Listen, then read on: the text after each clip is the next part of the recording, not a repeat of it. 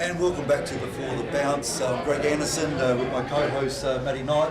Like Armour, isn't it fantastic? It's been great, Greg, and we obviously wouldn't be able to do it without sponsors as well. So we've got Peter Page Holden sponsoring the Adelaide Footy League segment here as well, mate. So, and we've got to say it's the best Holden dealership in South Australia because, of course, Luke Page is in the audience, which is good. So give a wave to Luke. Yeah, good on you. Absolutely, great to have him on board. So Brett Backwell, thanks for joining us. Thanks for having me. Of course, coach of the Prince Alfred's A1 team. Premiership a couple of years ago, and you're doing a great job with it. Yeah, great job. Yeah, it's been great. It's been great fun to step out of the AFL and the SNFL system and work in the amateur league footy and Div 1. And it's just been great. Great bunch of guys, really strong competition, and I think it's going to be stronger this year.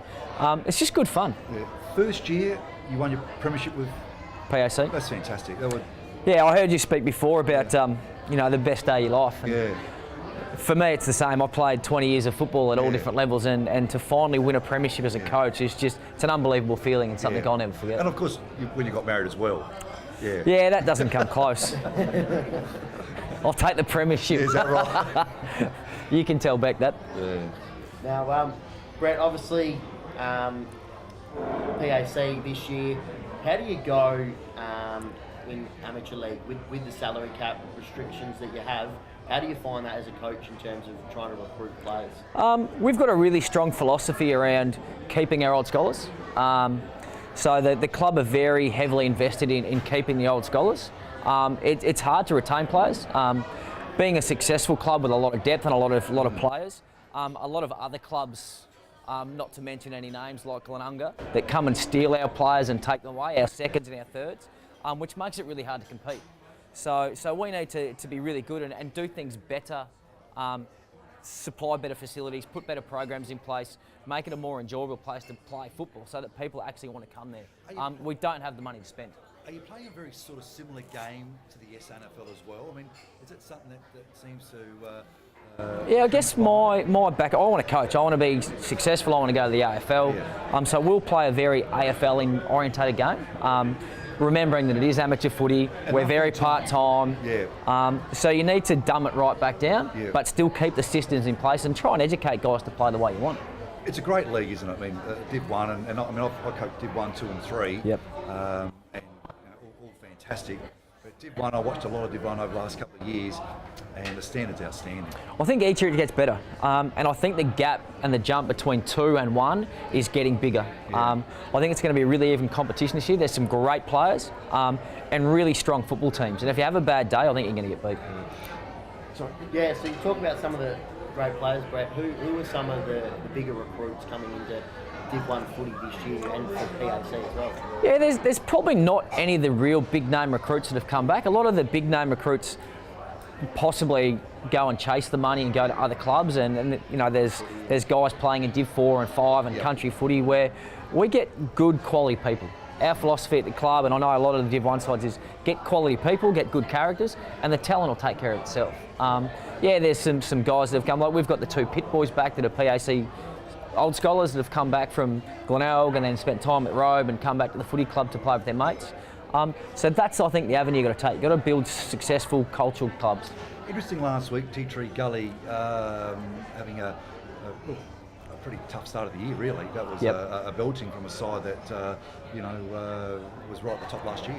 Yeah, look, they probably went through a similar phase to what we did. They worked really hard to get what they got last year. They had a lot going on. They had a death. They had some really strong characters around the club, suffered with motor neuron, and it was a really driven team to succeed at the highest level. And that takes a lot of, not physical fitness, but emotional stress as well. So a lot of their guys have got there, they've climbed the mountain, they've gone nut, we're out, and they've bailed. So they've lost 10 or 15 players. 10 or 15 players. So it's going to be really, really tough for them. They've always had strong depth, so they'll top up and they'll get better. But it's going to be really hard for them to rebound pretty quick. Looking at the list, which you would, who are the strong sides that you see for 2019? I think they're all going to be pretty strong. As I said before, if you have a bad day, you're going to get beat. Yeah. Ross Trevor are always really strong. They've won a flag. They finished top last year. I really like the way Port District go about it. They play really fast, attacking style of football, and they've got the Carlisle boys back, and apparently they're fit and strong. It's just going to be a really good, even Yeah, competition. that's good. Yeah. Brett, I said it when I saw you walk in, mate. You're still looking very good condition. How come you're not playing footy? Mate, I'm the second fittest bloke in Adelaide because No. Ando over here does CrossFit 3 times a day. Truly, you're a good thing. He's gonna come and play for me. No, I did pull the boots on a couple of times last year. Unfortunately, some boys didn't turn up and I was forced to play. And it's great fun, but the mind can still go, but the body doesn't like to follow. So a little bit remiss of me as well. I mean, like McGarry medal with Glenelg, of course, played many years at the Carlton Footy Club, down from Queensland. Queensland. Went to Westies, very successful there. Tried to get poached by a coach at South Adelaide. I tried my hardest, but you wouldn't come. But that's What a okay. penny. You went to Glenelg instead, and then you won a Brown McGarry medal, so that was fantastic. Yep. Now, I know that you went to America. You were on was it Dave Letterman show or something? What's the go about You that? bring this up every time. Yeah, we've done a few silly things in my time and had an opportunity to go and spend time in America, which was fantastic. Spoke to David Letterman, partied a little bit too hard, did a few things that are just still blow my mind, but it was great. So you're actually on the couch with David Letterman.